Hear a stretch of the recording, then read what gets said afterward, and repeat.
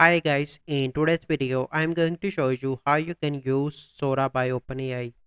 So first you need to search for the Sora and click on by OpenAI. So this is the new tool that is currently released by OpenAI. So when you scroll down onto this official website, here you can see that today Sora is becoming available to red teamers to assess critical areas for harm or risk. So if you are in the red teamers, you can easily access the OpenAI Sora. But if you are not in that team, so you are unable to access and use this. Currently, I am not the part of this team, so I am unable to use.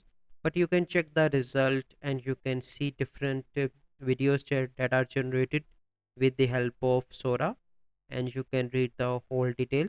When it is available for the general public, I make video on it. So make sure you subscribe to my channel. Thank you. Have a good day.